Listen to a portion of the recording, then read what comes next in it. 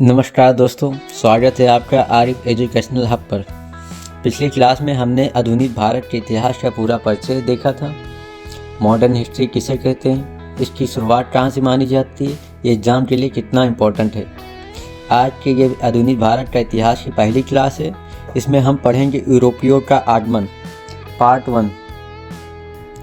यूरोपियों के आगमन का पार्ट 1, पार्ट 2 हमने 2 भागों में बांटा है। आधुनिक भारत के इतिहास का कुल 10 क्लास रहेंगी। एमसीक्यू क्वेश्चन में हम 50-50 क्वेश्चन पढ़ेंगे एग्जाम्पल्स के साथ। तो चलिए शुरू करते हैं बिना समय बर्बाद किए क्वेश्चन नंबर 1 से। प्रश्न नंबर 1 है, भारत आने वाला पहला यूरोपीय नाविक कौन था जो समुद्री मार्ग से सीधे भारत पहुंचा?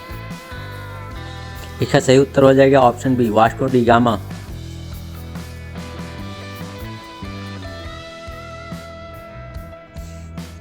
Question number 2, Vasco da Gama Bharat में सबसे पहले किस स्थान पर उतरा था? ऑप्शन बी आपका सही उत्तर हो जाएगा Calicut. Vasco da gamma Calicut पर सबसे पहले उतरा था। प्रश्न नंबर 3 है, भारत में व्यापार के लिए सबसे पहले आने वाले यूरोपीय कौन थे? भारत में व्यापार के लिए सबसे पहले आने वाले यूरोपीय कौन थे? तो ऑप्शन डी आपका सही उत्तर हो जाएगा पुर्तगाली।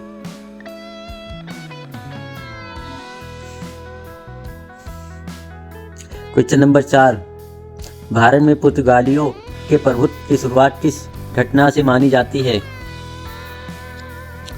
ऑप्शन सी आपका सही उत्तर हो जाएगा गोवा का अधिकार। प्रश्न नंबर 5, भारत में पुर्तगालियों की पहली मजबूत बस्ती किला कहाँ मानी जाती है? भारत में पुर्तगालियों की पहली मजबूत बस्ती यानी किला कहाँ मानी जाती है? ऑप्शन बी आपका सही उत्तर हो जाएगा कोचीन में।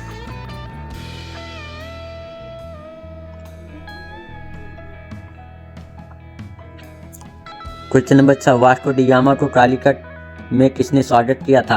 वास्को डी गामा को कालीकट में किसने स्वागत किया था? ऑप्शन बी आपका सही उत्तर हो जाएगा जमोरिन।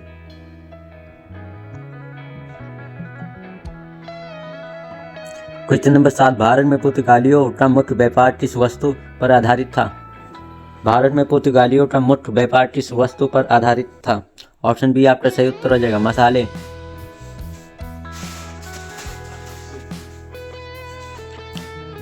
प्रश्न नंबर 8, पुर्तगाल के लिए भारत आने वाला समुद्री मार्ग किस महासागर से होकर जाता था? ऑप्शन ए आपका सही उत्तर हो जाएगा अटलांटिक महासागर। क्वेश्चन नंबर 9, पुर्तगालियों ने अरबों के किस अधिकार को तोड़कर भारत के साथ प्रत्यक्ष व्यापार शुरू किया? ऑप्शन बी ए सही उत्तर हो जाएगा स्थलीय यानी जमीनी मार्ग, स्थलीय मार्ग। प्रश्न नंबर 10, भारत में पुर्तगालियों की राजनीतिक व्यवस्था का प्रमुख अधिकारी कौन कहलाता था? भारत में पुर्तगालियों की राजनीतिक व्यवस्था का अधिकारी कौन कहलाता था? ऑप्शन बी आपका सही उत्तर हो जाएगा वायसराय यानी प्रतिनिधि। क्वेश्चन नंबर 11, भारत में पहला पुर्तगाली वायसराय कौन था? आपका सही उत्तर हो जाएगा option A Almeida.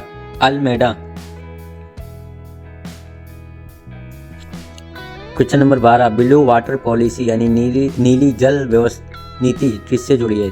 Blue water policy यानी नीली जल नीति किससे जुड़ी है? ऑप्शन सी आपका सही उत्तर हो जाएगा पुर्तगालियों से।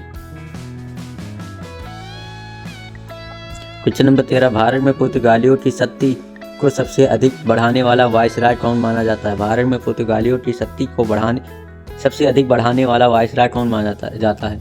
ऑप्शन बी आपका सही उत्तर हो जाएगा अल्बुकर्क। क्वेश्चन नंबर 14, पुर्तगालियों ने भारत में किस बंदरगाह को अपनी राजधानी बनाया था? पुर्तगालियों ने भारत में किस बंदरगाह को अपनी राजधानी बनाया था? ऑप्शन सी आपका सही उत्तर हो जाएगा Goa.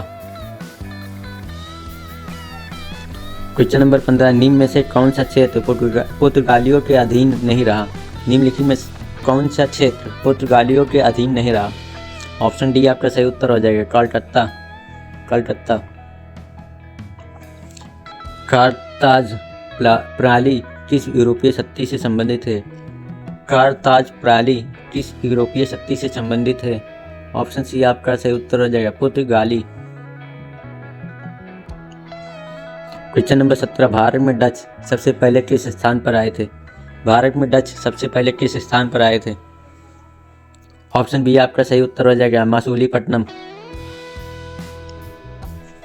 Question number 18, Dutch east India company की स्थापना कब हुई? डच ईस्ट इंडिया कंपनी की स्थापना कब हुई? ऑप्शन डी आपका सही उत्तर हो जाएगा 1602 ईस्वी में।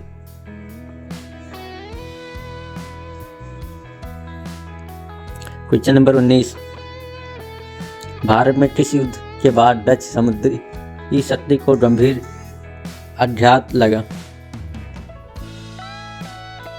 ऑप्शन सी आपका सही उत्तर हो जाएगा बेदार की लड़ाई। भारत में किस युद्ध के बाद डच समुद्री शक्ति को गंभीर आघात लगा? बेदार की लड़ाई यानी बेटर ऑफ बेदरा। क्वेश्चन नंबर 20, किस भारतीय शासक ने कोलाचेल के युद्ध में 1747 में डचों को हराया? किस भारतीय शासक ने कोलाचेल के युद्ध 1747 में डचों को हराया? ऑप्शन सी आपका सही उत्तर हो जाएगा मार्तांड वर्मा।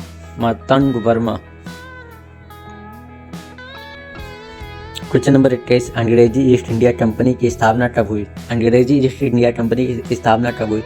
ऑप्शन ए आपका सही उत्तर हो जाएगा 1600 ईस्वी। क्वेश्चन नंबर 22, भारत में अंग्रेजों का पहला व्यापारिक कारखाना कहाँ स्थापित हुआ? भारत में अंग्रेजों का पहला व्यापारिक कारखाना कहाँ स्थापित हुआ? ऑप्शन डी आपका सही उत्तर हो जाएगा सूरत।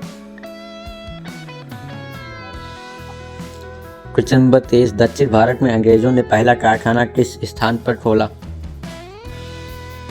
ऑप्शन बी आपका सही उत्तर हो जाएगा मछलीपट्टनम। अगला क्वेश्चन है, मद्रास फोर्ट सेंट जॉर्ज अंग्रेजों को किस भारतीय शासक ने से मिला? मद्रास फोर्ट सेंट जॉर्ज अंग्रेजों को किस भारतीय शासक से मिला? ऑप्शन बी आपका सही उत्तर हो जाएगा गोलकोंडा के सुल्तान से। क्वेश्चन नंबर 25, मुंबई अंग्रेजों के पास किसके माध्यम से पहुंची? बम्बई अंग्रेजों के पास किसके माध्यम से पहुंची? ऑप्शन सी आपका सही उत्तर हो जाएगा दहेज के रूप में। भारत में फ्रांसीसी ईस्ट इंडिया कंपनी की स्थापना कब हुई? ऑप्शन सी आपका सही उत्तर हो जाएगा 1664 ईस्वी। क्वेश्चन नंबर 27, फ्रांसीसियों के मुख्य भारतीय बस्ती कौन सी थी? फ्रांसीसियों की मुख्य भारतीय बस्ती कौन सी थी?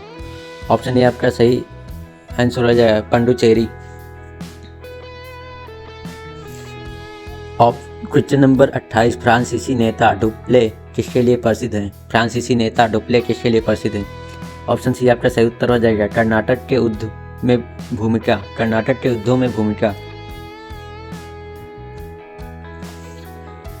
अगला क्वेश्चन है, डेनिस ने भारत में अपना प्रमुख व्यापारिक केंद्र कहाँ बनाया? डेनिस ने भारत में अपना प्रमुख व्यापारिक केंद्र कहाँ? ऑप्शन ए आपका सही उत्तर हो जाएगा सेरमपुर। प्रश्न नंबर 30, यूरोपीय कंपनियों ने भारत आने का मुख्य कारण क्या था? यूरोपीय कंपनियों के भारत आने का मुख्य कारण क्या था? ऑप्शन सी आपका सही उत्तर हो जाएगा मसालों और व्यापार के लाभ के लिए यूरोपीय कंपनी भारत आई। अगला क्वेश्चन है, किन दो यूरोपीय शक्तियों के बीच भारत में सबसे बड़ा संघर्ष हुआ और अंततः कौन विजयी रहा? ऑप्शन सी सही उत्तर हो जाएगा इसका अंग्रेज फ्रांसीसी, अंग्रेज विजयी रहे। अगला क्वेश्चन है, भारत में पुर्तगाली साम्राज्य के पतन का मुख्य कारण क्या था? भारत में पुर्तगाली साम्राज्य के पतन का मुख्य कारण क्या था? ऑप्शन बी आपका यूरोपीय प्रतिस्पर्धा, अंग्रेज व डच। यूरोपीय प्रतिस्पर्धा, ऑप्शन बी आपका सही उत्तर है। अगला क्वेश्चन है, यूरोपीय कंपनियों का भारत आगमन किस बड़े ऐतिहासिक दौर की शुरुआत माना जाता है? ऑप्शन सी आपका सही उत्तर हो जाएगा आधुनिक भारत। अगला क्वेश्चन है, कौन सी यूरोपीय शक्ति भारत में सबसे आखिर तक टिकी रही? ऑप्शन ए सही उत्तर हो जाएगा पुर्तगाली, जो 1968 में भारतीय सेना की कार्रवाई के बाद भारत मिले।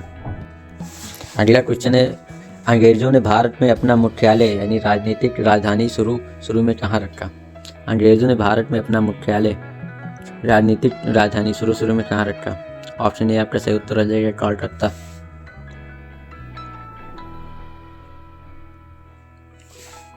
क्वेश्चन नंबर 36, कौन सा बंदरगाह पश्चिमी भारत में अंग्रेजी व्यापार का मुख्य द्वार कहलाता है?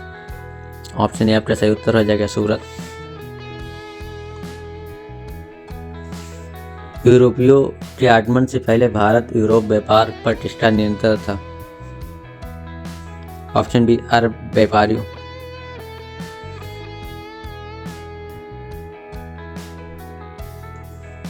क्वेश्चन नंबर 38, यूरोपियों के आगमन ने भारतीय अर्थव्यवस्था पर क्या प्रमुख प्रभाव डाला? व्यापारिक ढांचे में बड़ा बदलाव। प्रश्न नंबर 39, ईस्ट इंडिया कंपनी शब्द का शाब्दिक अर्थ क्या है? ऑप्शन बी आपका सही उत्तर हो जाएगा पूर्वी देशों की व्यापार कंपनी। क्वेश्चन नंबर 40, कौन सी यूरोपीय शक्ति भारत में ज़्यादातर मिशनरी और क्षेत्रीय कार्यों के लिए जानी जाती है? ऑप्शन डी आपका सही उत्तर हो जाएगा डेनिश। क्वेश्चन नंबर 41, निम्न में से किस कंपनी ने सबसे पहले भारत में त्रासदी मुद्रा यानी पेपर मनी का प्रयोग की शुरुआत की? ऑप्शन ए सही आंसर हो जाएगा अंग्रेज east India company. Question number 42, किस यूरोपीय शक्ति ने भारत में कॉटेज इंडस्ट्री में बने सूती कपड़ों का सबसे अधिक निर्यात किया? किस यूरोपीय शक्ति ने भारत में कॉटेज इंडस्ट्री में बने सूती कपड़ों का सबसे अधिक निर्यात किया?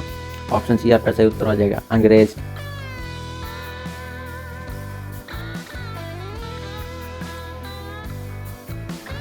क्वेश्चन नंबर 43, भारत में यूरोपीय कंपनी के बीच कर्नाटक युद्ध किस क्षेत्र की सत्ता के लिए लड़े गए?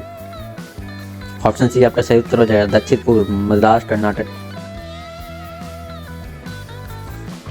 क्वेश्चन नंबर 44, यूरोपीय आगमन के दौर में भारत का मुख्य राजनीतिक नियंत्रण किसका था? यूरोपीय आगमन के दौर में भारत पर मुख्य राजनीतिक नियंत्रण किसका था? ऑप्शन बी आपका सही उत्तर हो जाएगा मुगल साम्राज्य। क्वेश्चन नंबर 45, की घटना से यह स्पष्ट हो गया कि भारत में अंग्रेज केवल व्यापारी नहीं बल्कि राजनीतिक शक्ति बनने जा रहे हैं? ऑप्शन सी प्लासी का युद्ध से।